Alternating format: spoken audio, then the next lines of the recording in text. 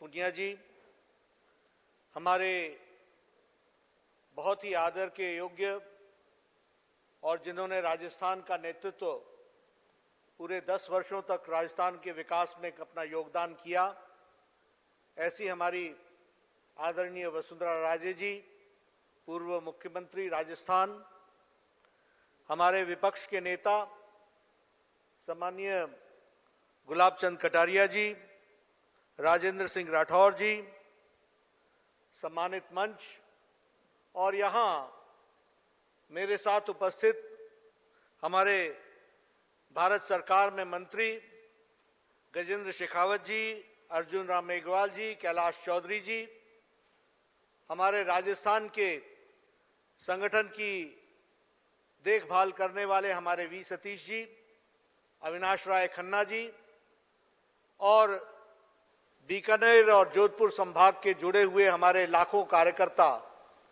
जो इस virtual rally के माध्यम से आप सब जुड़े हैं, आप सबका बहुत बहुत अभिनंदन, आप सबका बहुत बहुत स्वागत। मित्रों, आज जब हम लोग इस वर्चुअल रैली में जुड़े हैं तो समय भी गमगीन है। जो घटना गलवान में घटी,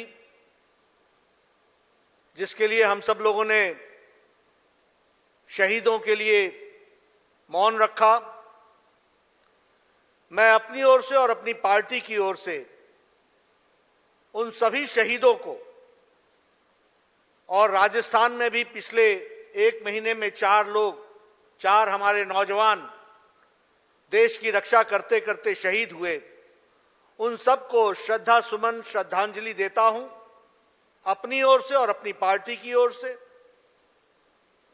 और उनको ये विश्वास दिलाना चाहता हूं उनके परिवारों को कि आपका ये शहादत व्यर्थ नहीं जाएगी, और साथ ही साथ उन परिवारों को ईश्वर शक्ति दे, क्योंकि वह सिर्फ परिवार के सपूत नहीं थे, वह देश के सपूत थे।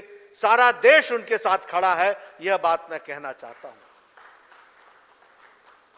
मित्रों, हम कोरोना वायरस के साए में आज ये वर्चुअल रैली कर रहे हैं, और इसलिए जिन लोगों ने कोरोना वायरस के कारण जिनकी जीवन लीला समाप्त हुई है, उनको भी हम श्रद्धांजलि देते हैं, उनकी आत्मा को शांति मिले, और जो इस बीमारी से, गंभीर बीमारी से जूझ रहे हैं, उनको ईश्वर जल्द ठीक करे और वह स्वस्थ लाभ लेते हुए पुनः अपने जीवन में, दैनंदिन जीवन में काम में जुटे, ये हम ईश्वर से कामना करते हैं। आज जब हम इस वर्चुअल रैली में जुड़े हैं तो मैं ये भी कहना चाहता हूं कि राजस्थान की भूमि जो वीरता की भूमि है, त्याग की भूमि है, शौर्य की भूमि है, उसको मैं अपनी ओर से और यहां मंच पर बैठे सभी लोगों की तरफ से नमन करता हूं, और उससे ऊर्जा लेकर के आपसे चर्चा में भाग लेने के लिए भाग लेता हूं। मित्रों, ये वर्चुअल रैली के माध्यम से हम आप सबसे मिले हैं। जब कोरोना का साया दुनिया पर छाया और लॉकडाउन हुआ, तो एक परिस्थिति आई कि क्या पार्टी भी लॉकडाउन हो जाएगी? एक परिस्थिति भी आई कि हम काम कैसे करेंगे? लेकिन मेरे साथियों ने और हम सब लोगों ने मिलकर इस वर्चुअल वीडियो कॉन्फ्रेंसिंग के माध्यम से पार्टी को एक्टिवेट किया, गैल्वेनाइज किया।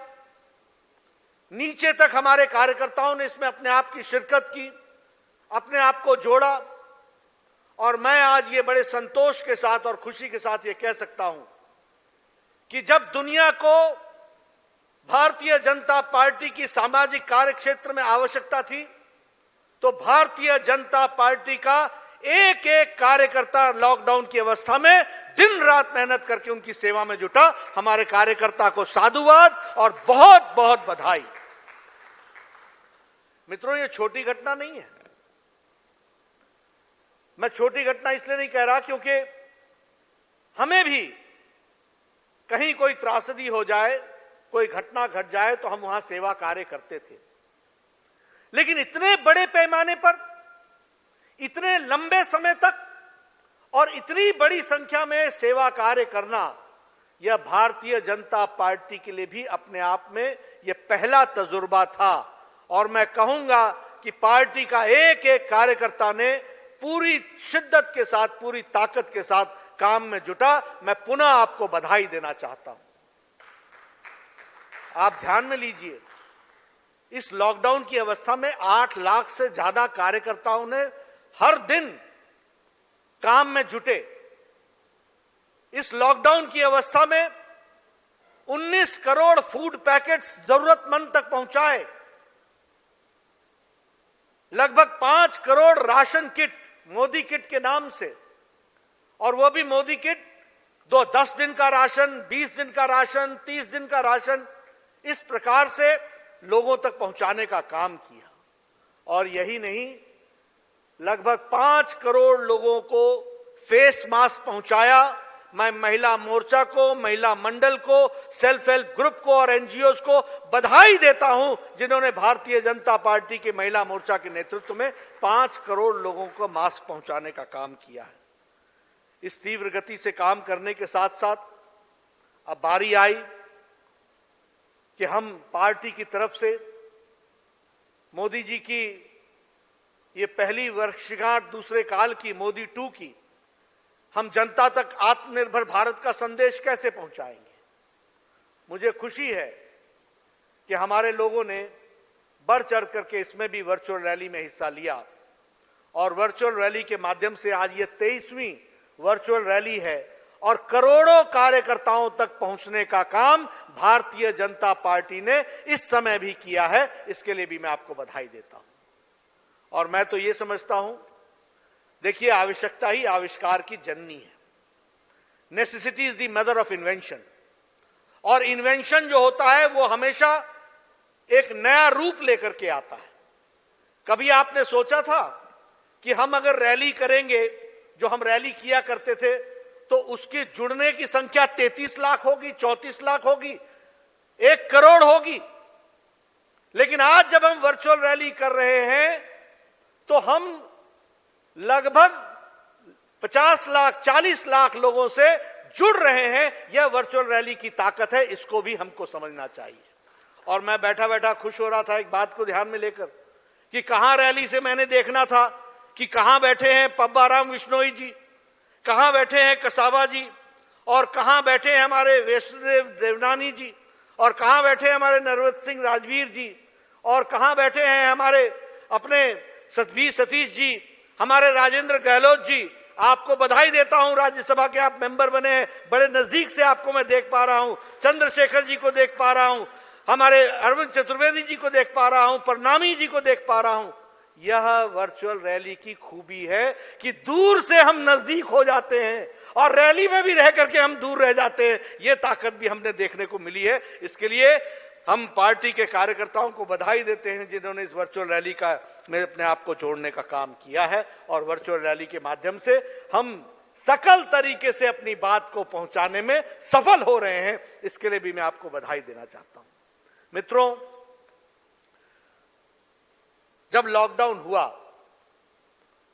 तो उस समय बहुत से प्रश्न खड़े हुए थे, और जब मैं मोदी 2 की बात करता हूं तो मैं हमेशा यह कहता हूं कि मोदी 2 को मोदी 1 के बगैर मत देखो। ये 6 साल की अवधि में मोदी जी ने देश को जो 6 दशक का पाठ था उसको पाटने का काम 6 साल में करके दिखाया है, यह मैं कहना चाहता हूं। Modi ji, under his leadership, the country has bridged the gap of 6 decades in 6 years। इसको हमको समझना चाहिए। और जब हम मोदी 2 की बात करते हैं 1 साल की, तो हमारे अचीवमेंट्स, हमारी उपलब्धियां, वो उपलब्धियां हुई हैं जो कभी हमने सोची नहीं थी, वो भी हुई हैं। लेकिन इसी साल में हमने अनकैलकुलेबल, अनइमेजिनेबल कोरोना वायरस को भी जिस तरीके से मोदी जी के नेतृत्व में भारत सरकार ने इससे लड़ाई लड़ी है, यह भी अपने आप में अद्भुत रहा है, इसको भी हमको समझना चाहिए। याद करिए, जब लॉकडाउन लगा था उस समय भारत की स्थिति क्या थी? हमारी टेस्टिंग कैपेसिटी उस समय 1,500 थी। हमारे एक भी हॉस्पिटल कोविड डेडिकेटेड नहीं था। हमारे पास वेंटिलेटर्स की कमी थी। हमारे पास उस समय लड़ने की दृष्टि से जो आवश्यक व्यवस्था मुहैया करानी थी वो नहीं थी।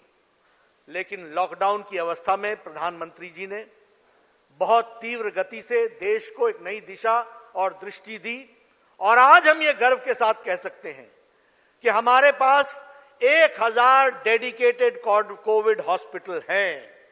आज हम गर्व के साथ कह सकते हैं कि 2 लाख बेड्स कोविड के लिए डेडिकेटेड हैं, 2 लाख बेड्स, 20,000 बेड्स आईसीयू के साथ लैस हैं, 21,000 वेंटिलेटर्स उपलब्ध हैं और 60,000 वेंटिलेटर्स पाइपलाइन में है। इसी जून महीने में 60,000 वेंटिलेटर्स आ जाएंगे और पीएम केयर फंड से 2,000 करोड़ रुपए खर्च करके ये वेंटिलेटर्स दिए जा रहे हैं। उस समय हमारी टेस्टिंग कैपेसिटी 1,500 थी। आज हमारी टेस्टिंग कैपेसिटी 1.5 लाख प्रतिदिन है। उस समय देश में हम एक भी पीपीई किट नहीं बनाते थे, एक भी पीपीई किट नहीं बनाते थे। प्रधानमंत्री मोदी जी ने यहां के उद्यमियों को निवेदन किया, उनको हौसला दिया, उनको जगाया, और आज हम कह सकते हैं कि 4.5 लाख प्रतिदिन पीपीई पर्सनल प्रोटेक्शन इक्विपमेंट बन रहे हैं और वो लग रहे हैं। इस बात को भी हमको ध्यान में रखना चाहिए। इसलिए मित्रों, इस टेस्टिंग कैपेसिटी की दृष्टि से सारी चीजों को करते हुए जिस तरीके से देश को एक दृष्टि देने का काम किया और लड़ाई लड़ने का काम किया है, वह सच में सराहनीय है। और ये मोदी 2 के प्रथम वर्ष में ही हुआ है, 19-20 में ही हुआ है। और पहली बार प्रधानमंत्री जी के नेतृत्व में सारे देश को एक साथ पिरोने का काम भी मोदी जी ने किया है।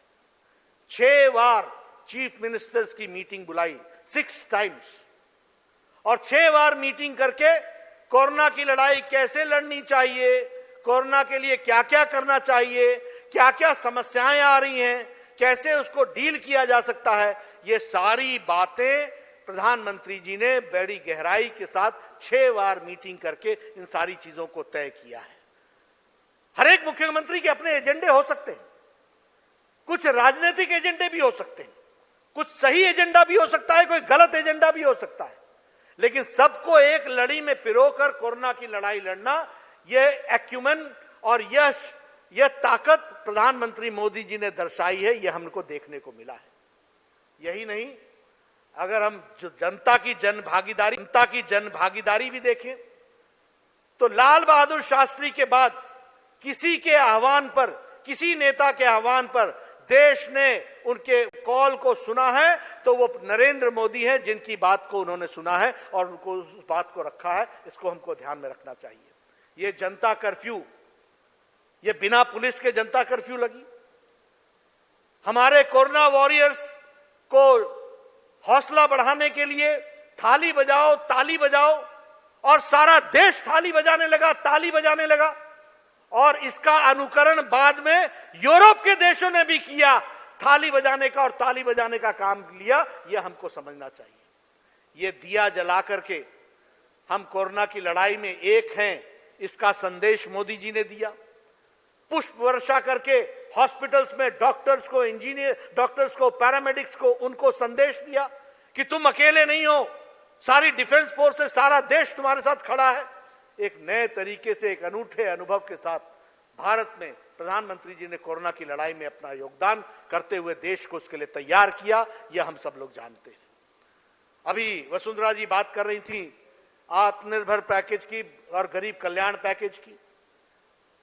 वर्ल्ड हेल्थ ऑर्गेनाइजेशन ने कहा, डॉक्टर टेड्रोस ने कहा, क्या कहा कि India has shown a way, it has not only addressed the health sector but it has also addressed the economic part of it. It has also addressed the economy of India. और he has taken care of the poor marginal section of the society, उनको उन्होंने राहत देने का काम किया है। और इस काम के तहत आपको मालूम है 80 करोड़ जनता को आगे पूरे 3 महीने के लिए 5 किलो चावल या 5 किलो गेहूं, 1 किलो दाल और हर तरीके की व्यवस्था करने का काम प्रधानमंत्री जी ने गरीब कल्याण पैकेज के तहत दिया। हमारी वसुंधरा जी बता रही थी, मुफ्त में 8 करोड़ बहनों को सिलेंडर उनके घर में पहुंचाया। 8 करोड़ बहनों को। जनधन योजना, जब जनधन योजना को मोदी 1 में आधार कार्ड के साथ सीड किया जा रहा था, तो उस समय हमारे विरोधी बोलते थे ये क्या है, पहले तो जनधन का मजाक बनाया और जनधन का मजाक बनाने के बाद फिर उसको आधार से जब सीडिंग करने की कोशिश हुई तो उसका विरोध किया। लेकिन आज बिना पोस्टमैन के, बिना किसी व्यक्ति के, बिना किसी के आए हुए लॉकडाउन की अवस्था में 20 करोड़ बहनों को मोदी जी ने 500 रुपए, 500 रुपए और 500 रुपए, 1,500 रुपए उन तक पहुंचाया है। 20 करोड़ बहनों को उनके खातों में पहुंचाया इस जनधन योजना के तहत। यह हमको समझना चाहिए, यह छोटी घटना नहीं है दोस्त। उसी तरीके से हमारे प्रधानमंत्री किसान सम्मान निधि के तहत 8 करोड़ 70 लाख किसानों को अप्रैल महीने में प्रधानमंत्री किसान सम्मान निधि की पहली किस्त उनके खातों में पहुंचाने का काम मोदी सरकार ने किया है। इसको भी हमको ध्यान में रखना चाहिए।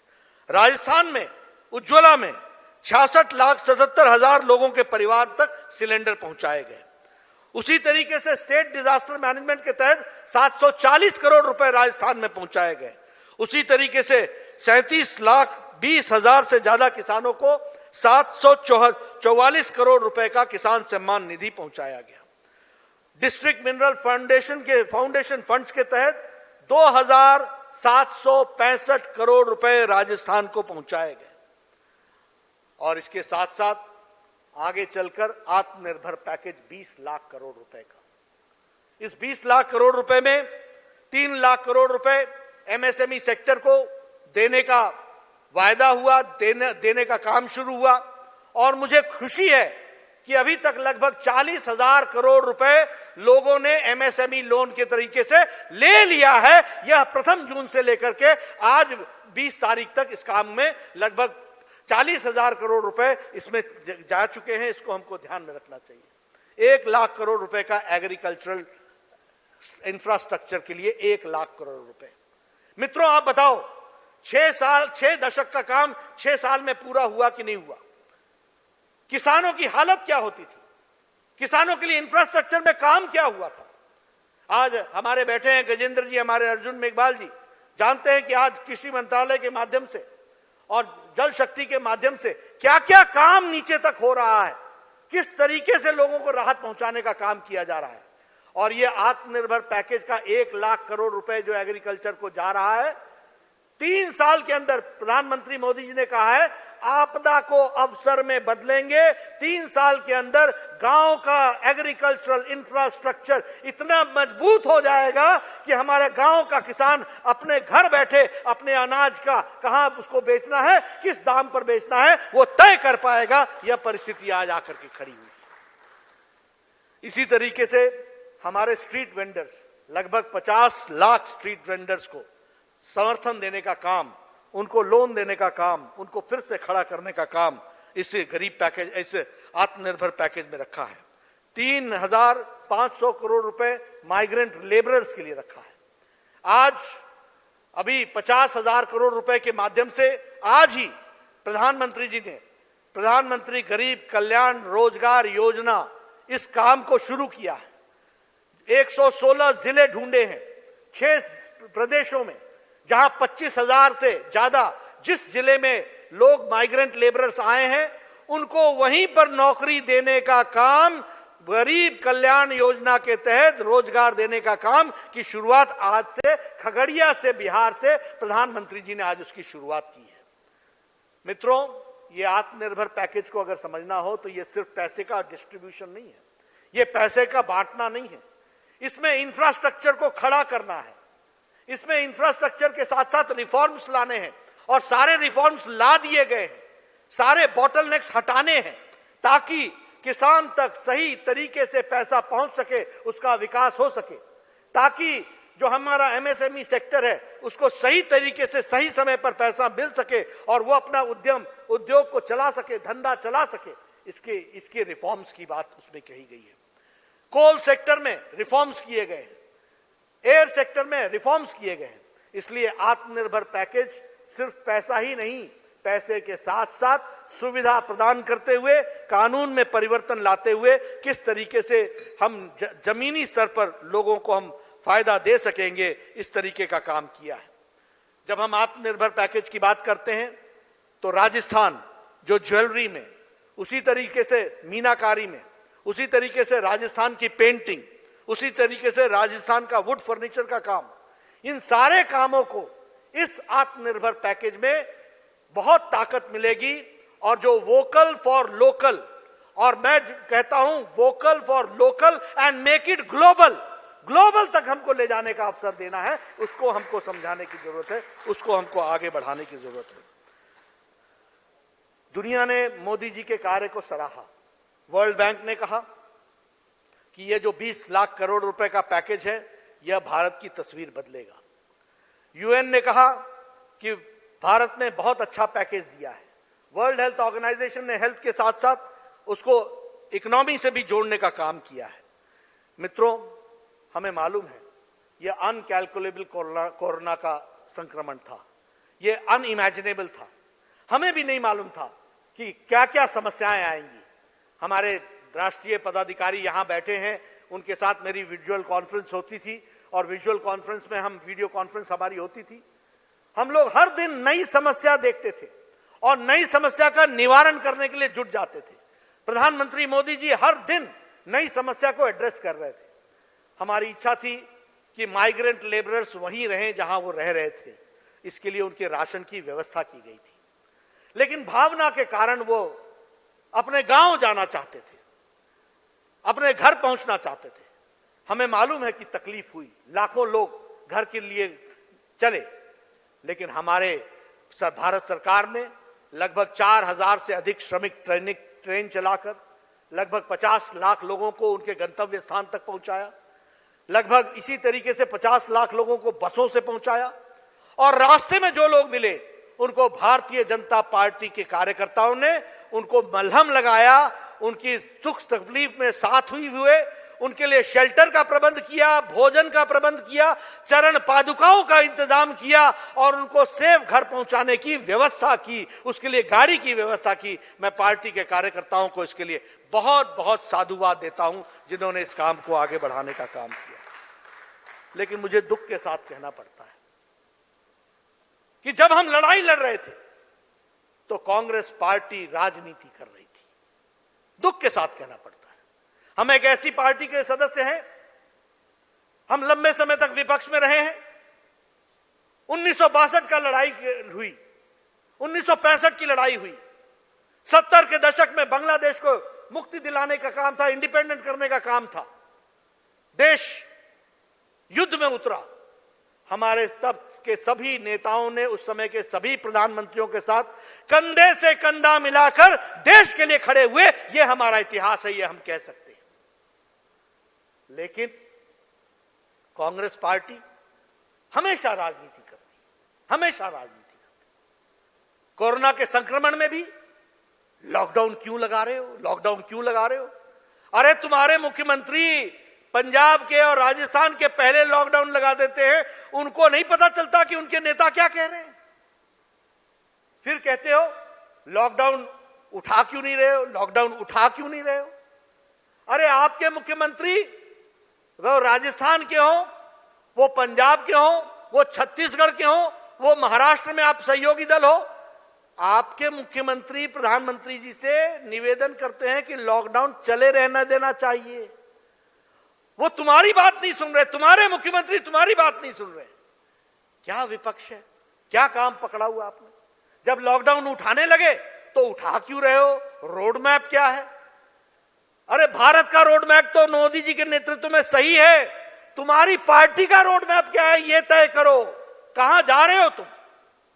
आज देश चीन के सरहदों पर, भारत चीन के बॉर्डर पर गलवान में जब लड़ाई लड़ रहा है, तो हमारे नेता हर दिन ट्वीट करके फौज का मनोबल गिरा रहे हैं और अपनी बुद्धि का प्रदर्शन कर रहे हैं, अपने बुद्धि के बारे में प्रदर्शित कर रहे हैं। अनआर्म्ड क्यों चले गए? अरे मालूम नहीं है तुमको कि क्या नियम होते हैं, अंतर्राष्ट्रीय समझौते क्या होते हैं? और आर्म्ड नहीं गए थे, क्यों अपने बुद्धि का प्रदर्शन कर रहे हो? क्यों अपनी सीमित जानकारी का प्रदर्शन कर रहे हो? कोई जानकारी नहीं तुम्हें, और देश के फौजियों का मनोबल गिराने का काम तुमने पकड़ा है। और जो भाषा का तुम इस्तेमाल करते हो, मैं दुख के साथ कहना चाहता हूं, भाषा जो भी कोई व्यक्ति इस्तेमाल करता है वो अपने परिवार के संस्कारों को भी प्रतिलक्षित करता है।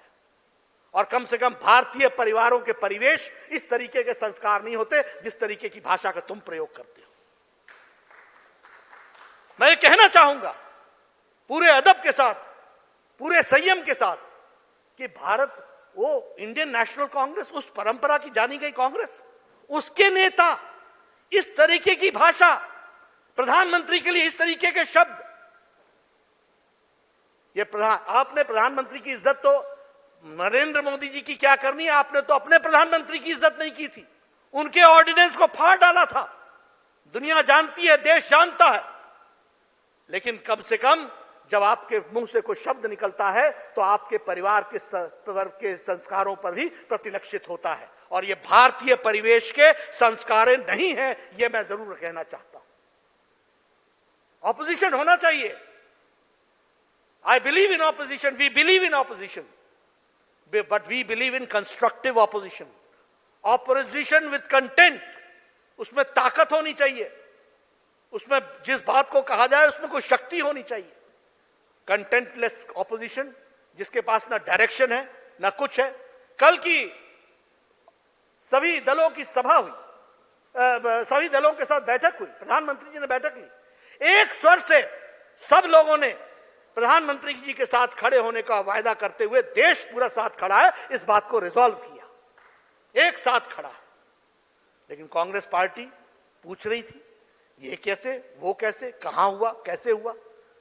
इतने लंबे समय तक तुम सरकार में रहे, आपको मालूम नहीं है सरकारें कब और कैसे जवाब देती है?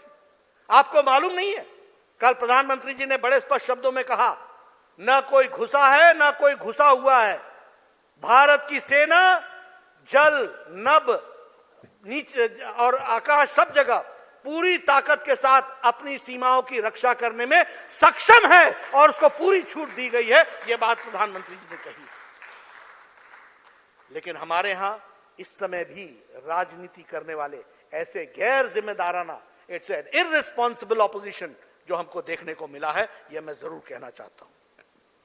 मित्रों, अगर मैं मोदी 2 के प्रथम वर्ष की बात कहूं तो बहुत सी बातें हमारे पूर्व वक्ताओं ने, सतीश जी ने और वसुंधरा जी ने कहा है, लेकिन मैं उसको इसलिए दोहराना चाहता हूं क्योंकि वह इतिहास में दर्ज होगा पूरी शान शौकत के साथ, और वह काम जो वर्षों से हम लोगों ने सोच रखा था, जो वर्षों से हम चाहते थे, उसको पूरा किया तो मोदी जी की सरकार ने पूरा किया, यह मैं कह सकता हूं। हम यहां बैठे जितने लोग हैं, सामने बैठे मैं देख रहा हूं कईयों के बाल सफेद हो चुके हैं। ये सब लोग बाल अवस्था में कहते थे, एक देश में 2 निशान, 2 विधान, 2 संविधान, 2 प्रधान नहीं चलेंगे। कितनी यात्राएं हमने श्रीनगर को की, एकता यात्रा, तिरंगा यात्रा, कितनी यात्राएं की, सिर्फ इसलिए कि जम्मू कश्मीर से धारा 370 हटना चाहिए। धारा 370 में अलगाववाद के बीज हैं, उसको पनपने नहीं देना चाहिए, 35A को हटाना चाहिए और जम्मू कश्मीर को मुख्य धारा में शामिल करना चाहिए। मित्रों, हम सब लोग उस दिन टेलीविजन के गवाह हैं, और मैं, अर्जुन मेघवाल जी, हमारे शेखावत जी, हमारे कैलाश चौधरी जी, हम सब वो खुशनसीब लोग हैं जिन्हें वह मौका मिला 5 अगस्त और 6 अगस्त को अपनी उंगली से बटन दबा करके धारा 370 को धाराशाही कर दिया। इसकी हमको ताकत मिली। इतिहास में हमको यह मौका मिला। और जब ये धारा 370 हटाई गई तो हम समझ सकते हैं कि उसकी खुशी देश में कितनी हुई हो। कश्मीर से कन्याकुमारी तक सब लोगों ने खुशियां मनाई कि आज जम्मू कश्मीर हर तरीके से भारत के साथ मुख्य मेन स्ट्रीम में जुड़ गया है। इस बात की हम लोगों ने खुशियां मनाई। लेकिन मैं आपसे शेयर करना चाहता हूं कि आपसे ज्यादा खुशी जम्मू कश्मीर के लोगों ने मनाई है। और मैं कहने के लिए नहीं कह रहा हूं, मैं ये तथ्यों के साथ कह रहा हूं। आपको शायद नहीं मालूम होगा कि जम्मू कश्मीर में आज दिन तक धारा 370 के कारण वहां डीलिमिटेशन नहीं हुआ है। और डीलिमिटेशन नहीं होने के कारण वहां ट्राइबल पॉलिटिकल रिजर्वेशन नहीं है। हमारे मुस्लिम भाई गुजर, हमारे मुस्लिम भाई बकरवाल जो पुंछ और राजौरी के इलाके में हैं, उनका कोई ट्राइबल रिजर्वेशन नहीं है। वो विधानसभा में ट्राइबल सीट से नहीं जा सकते हैं। और जम्मू कश्मीर के नेताओं ने, आकाओं ने मुस्लिम गुजरवाल और बकरवाल और गुजर भाइयों के साथ अन्याय किया।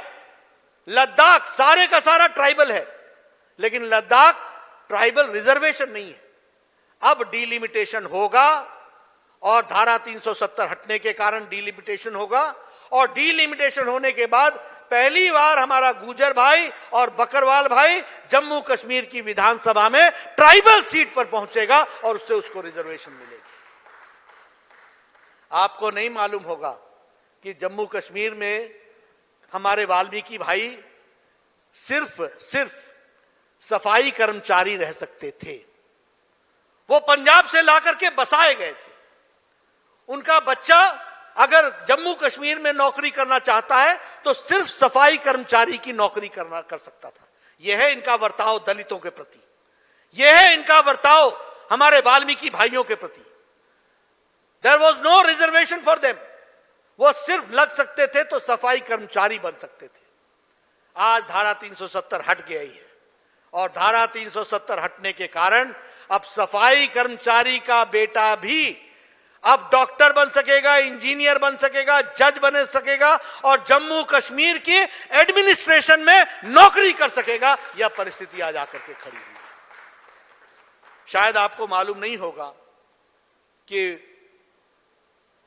भारत में 3 ऐसे प्रधानमंत्री, एक उप प्रधानमंत्री और 2 प्रधानमंत्री बने जो वेस्ट पाकिस्तान से आए थे। मनमोहन सिंह वेस्ट पाकिस्तान से आए, भारत में आए, चुनाव लड़ा और वो भारत के प्रधानमंत्री बने। इंद्र कुमार गुजराल वेस्ट पाकिस्तान से आए थे, यहां चुनाव लड़ा और वो भारत के प्रधानमंत्री बने। हमारे श्रद्धेय लाल कृष्ण आडवाणी वेस्ट पाकिस्तान से आए थे, भारत में चुनाव लड़ा और भारत के उप प्रधानमंत्री बने। ये हम जानते हैं। लेकिन आपको शायद पता नहीं होगा कि जो वेस्ट पाकिस्तान से रेफ्यूजी आए और जम्मू कश्मीर में बस गए, उनको काउंसिलर का भी चुनाव लड़ने का अधिकार नहीं था। उनको विधानसभा में भी वोट देने का अधिकार नहीं था। अब धारा 370 हटी है, वह काउंसिलर भी लड़ेगा, वो विधानसभा का चुनाव भी लड़ेगा, वो लोकसभा का भी चुनाव लड़ेगा और वो भारत में मंत्री भी बन सकता है, प्रधानमंत्री भी बन सकता है। वह उसको वो पूरी छूट मिलेगी, यह हमको समझना चाहिए। लेकिन इससे पहले नहीं था। भारत के 106 कानून जम्मू कश्मीर में लागू नहीं होते थे। 106 laws enacted by Parliament of India was not implemented in Jammu Kashmir. Domestic Violence Act यह लागू जम्मू कश्मीर में नहीं था। जम्मू कश्मीर की बहनें अगर जम्मू कश्मीर के बाहर किसी से शादी कर लें तो उनको प्रॉपर्टी के राइट से वंचित होना पड़ता था। जम्मू कश्मीर में POCSO, prevention of children sexual offences, ये कानून वहां लागू नहीं था। बच्चों के साथ दुर्व्यवहार होता था, कोई उस पर रोक नहीं थी। प्रिवेंशन ऑफ करप्शन एक्ट लागू नहीं था। अब प्रिवेंशन ऑफ करप्शन एक्ट लगा है। जम्मू कश्मीर के बैंक की इंक्वायरी चल रही है। दूध का दूध, पानी का पानी होगा और जिन लोगों ने इतने दिनों तक भ्रष्टाचार किया है वो जेल के सीखों के पीछे होंगे। यह परिस्थिति आकर के खड़ी होगी। इसलिए मित्रों, यह सिर्फ जम्मू कश्मीर में धारा 370 हटना नहीं है, ये जम्मू कश्मीर को मुख्य धारा में शामिल करने के बराबर है, उसको भी हमको समझना चाहिए। वसुंधरा जी ने चर्चा की, सतीश पूनिया जी ने ट्रिपल तलाक की चर्चा की।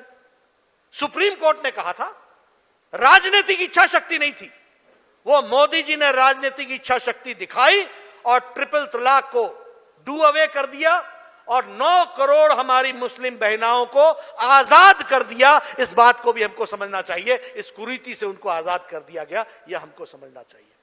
और मैं आपकी जानकारी के लिए बताना चाहता हूं, क्योंकि हमारी भी दिमाग में यह स्पष्ट होना चाहिए, ट्रिपल तलाक पाकिस्तान में नहीं है, यह इस्लामिक देश है। हम तो सेक्युलर देश है, वो तो इस्लामिक देश है।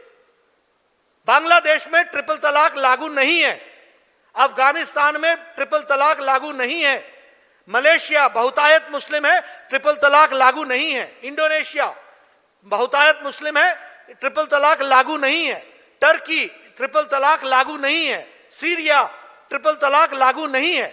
ये देश जो इस्लामिक देश है वहां ट्रिपल तलाक नहीं है, और हमारे यहां हम ज्यादा सेकुलर बने हुए यहां मुस्लिम महिलाओं के साथ वर्षों की सदियों की कुरीति झेल रहे थे।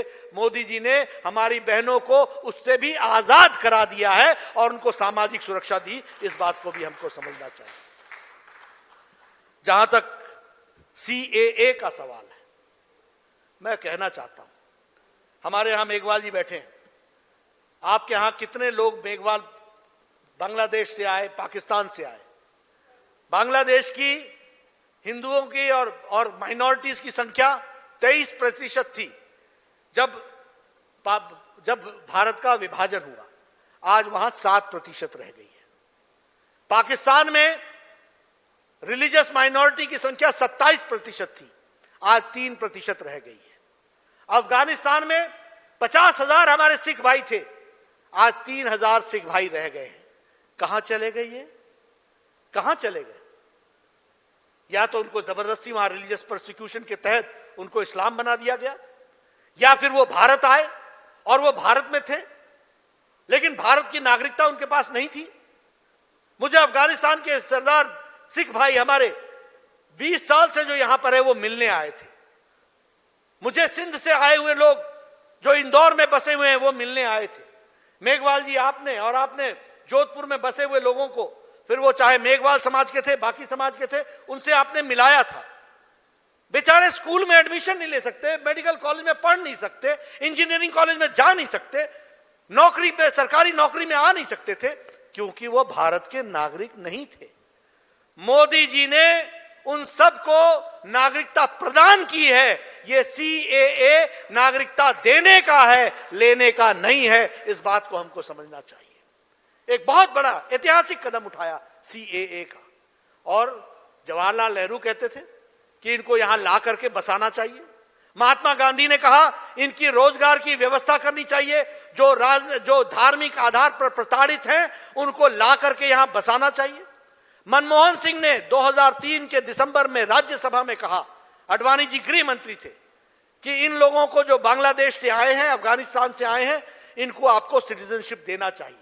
ये दीगर बात है, ये अलग बात है कि आप उसके बाद 10 साल प्रधानमंत्री रह गए लेकिन आप नहीं दे सके, लेकिन मोदी जी ने मोदी 2 के पहले साल में उनको नागरिकता अधिकार दे दिया है। इस बात को भी हमको समझना चाहिए। राम मंदिर का किस्सा चल रहा था सुप्रीम कोर्ट में, कपिल सिब्बल कहने लगे इसका फैसला 2019 से पहले मत करना, लटकाना, अटकाना, भटकाना, यही चलते चले जाना, यही तुम्हारा काम था। मोदी जी की सरकार आई, सुप्रीम कोर्ट ने डे टू डे हियरिंग की, समयबद्ध तरीके से फैसला दिया और यूनैनिमस फैसला दिया और भारत के सरकार में प्रधानमंत्री जी ने समाज में सौहार्दपूर्ण वातावरण रखते हुए इस भव्य मंदिर के निर्णय को सहर्ष स्वीकार करता हुआ सारा समाज आज खुश है और भव्य राम मंदिर बनने की वहां तैयारी है। इस बात को हमको समझना चाहिए।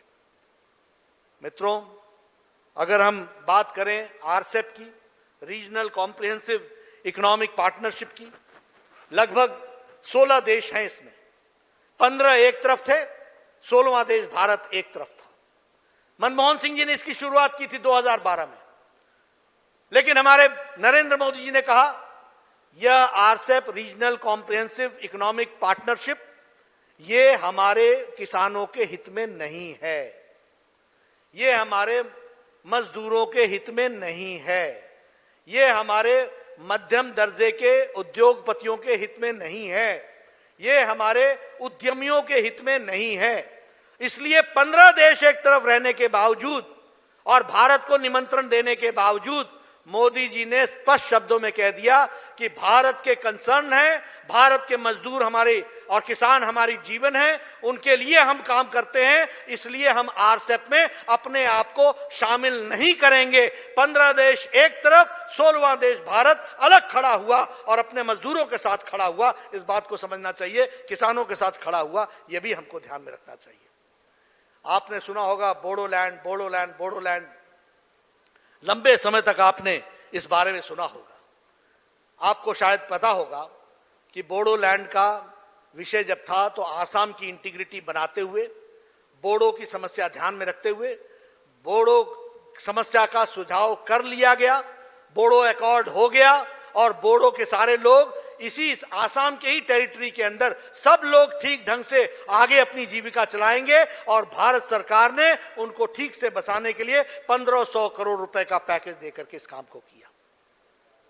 इसी तरीके से हमारे त्रिपुरा में ब्रू रियांग इंटरनली डिस्प्लेस्ड 34,000 परिवार थे, इनको भी बसाने का काम भारत सरकार ने किया और इसमें भी 600 करोड़ रुपए खर्च करके उनको मुख्य धारा में शामिल करने का काम किया है।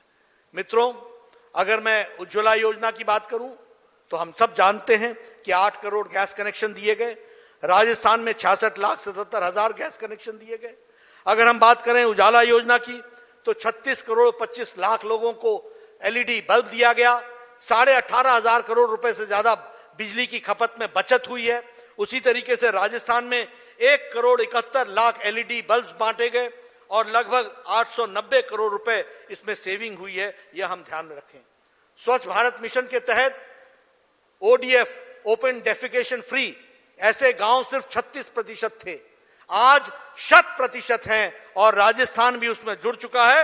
राजस्थान में 27% से बढ़कर के अब 100% ओडीएफ हो गया है राजस्थान। ये प्रधानमंत्री जी के 6 साल के नेतृत्व में यह हम सबको देखने को मिला है।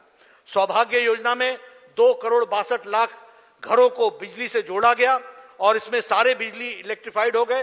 राजस्थान में भी 41,000 घरों को नया इलेक्ट्रिफिकेशन से जोड़ा गया, यह हम सब जानते हैं। आयुष्मान भारत, मुझे सौभाग्य है कि मुझे स्वास्थ्य मंत्री के रूप में इस कार्यक्रम से जुड़ने का मौका मिला। प्रधानमंत्री मोदी जी ने यह जिम्मा मुझे दिया और आज मैं ये बड़े गौरव के साथ कह सकता हूं कि this is the world's largest health coverage programme और ये भारत का सबसे बड़ा हेल्थ कवरेज प्रोग्राम है। वसुंधरा जी ने भामाशाह योजना शुरू की थी, वो बधाई की पात्र हैं। ये ठीक है कि उसको ग्रहण लगाने की आगामी सरकारों ने बहुत कोशिश की, लेकिन ये आयुष्मान भारत के साथ जुड़कर आज हम ये गौरव के साथ कह सकते हैं कि 1 करोड़ लोगों को इसका लाभ मिल चुका है और इसमें जुड़े कितने लोग हैं? 10 करोड़ 74 लाख परिवार, 50 करोड़ लोग, जो सारा अमेरिका, मेक्सिको और कनाडा की जनसंख्या को मिला लें तो हमारा आयुष्मान भारत बनता है। इसको 5 लाख रुपए का सालाना हेल्थ कवरेज देने का काम किया है इस आयुष्मान भारत के तहत। और उसी तरीके से आपके यहां भी 154 करोड़ लोगों को, लगभग 9,66,000 लोगों ने इससे सुविधा पा ली है। इस बात को हम आपसे कहना चाहते हैं। मित्रों, जब मैं मोदी सरकार के गुणों की बात कर रहा हूं और उनके द्वारा किए गए कार्यों की बातचीत कर रहा हूं तो मुझे बड़े दुख के साथ बताना पड़ता है कि राजस्थान को आजकल ग्रहण लगा हुआ है और यह जहां विकास के काम पूरी तीव्र गति से भारत सरकार कर रही है, वहां मुझे पता चलता है कि 25 लाख मास्क गायब हो गए, पीपीई किट गायब हो गया, हेल्थ के क्षेत्र में घोटाला हो गया, विकास के कार्यों में रुकावट आ गई। मुझे याद है सतीश पुनिया जी वीडियो कॉन्फ्रेंस में हमेशा बार बार बोलते थे कि हम लोगों की सेवा करना चाह रहे हैं, लेकिन कांग्रेस की सरकार हमारे ऊपर एफआईआर लॉन्च कर रही है, हमारे एमएलओ पर एफआईआर लॉन्च कर रही है। ये इनकी मानसिकता का प्रदर्शन है, ये इनकी मानसिकता बताती है। हम सेवा कार्य में जुटे हैं, वो एफआईआर में जुटे हैं। हर चीज में राजनीति। आप सोचिए कि इनकी सोच कितनी नीचे चली गई है, और ऐसे नीचे सोच वाले राजस्थान को कहां उठाएंगे, इसका भी आपको विचार करना चाहिए। जिसकी सोच छोटी हो, जिसकी सोच बहुत निचले स्तर की हो, वो राजस्थान को ऊपर कहां उठाएगा। मैं इसीलिए आपसे ये निवेदन करना चाहता हूं कि आप सब लोग पूरी ताकत के साथ, मोदी जी के साथ तो खड़े हैं, राजस्थान में भी आपने लोकसभा में बहुत अच्छे नंबर लिए, आपने सफलता हासिल की। आने वाले समय में कोई मौका हम चूकेंगे नहीं, और आप सबके नेतृत्व में निश्चित रूप से राजस्थान में भी आने वाले समय में जब भी मौका आएगा तो जरूर वहां पर भी भारतीय जनता पार्टी मजबूती से आगे बढ़ेगी। इस बात को हम आपको कहना चाहते हैं और आपकी सेवा में जुटेगी। मैं आपका ज्यादा समय नहीं लेना चाहता, लेकिन हां, राजस्थान के कार्यकर्ता विपरीत परिस्थिति में काम कर रहे हैं, उनको मैं साधुवाद देता हूं, आपको मैं बधाई देता हूं। आपको जितनी मुसीबतें आती हैं उसका मुझे इल्म है, उसकी मुझे जानकारी है। मैं जानता हूं कि प्रदेश सरकार किस तरीके से आपको तकलीफ और प्रताड़ना करती है, लेकिन उसके बावजूद भी आप सब लोग पूरी शक्ति से लगे हैं। आपको मेरा बहुत बहुत साधुवाद, और पार्टी को आप आगे बढ़ाएं। सतीश पुनिया जी, उनकी टीम को मैं बधाई देता हूं। वसुंधरा जी, हमारे अपने कटारिया जी, हमारे सभी लोगों को मैं बधाई देता हूं। आप लोग विधानसभा में अच्छी लड़ाई, सक्षम लड़ाई लड़े, और लड़ करके राजस्थान के अंदर लोगों की सेवा में आप सब तत्पर रहें, यही आपसे निवेदन है। आपने मेरी बात सुनी, आपका बहुत बहुत धन्यवाद। जय भारत, जय राजस्थान। नमस्कार, मैं हूं मानक गुप्ता। अगर आपको हमारा ये वीडियो पसंद आया हो तो इसे लाइक और शेयर जरूर करें, और हां, हमें सब्सक्राइब और फॉलो करना ना भूलें, ताकि आप देश और दुनिया की कोई खबर मिस ना करें। तो जुड़े रहिए हमारे साथ और देखते रहिए न्यूज़ 24।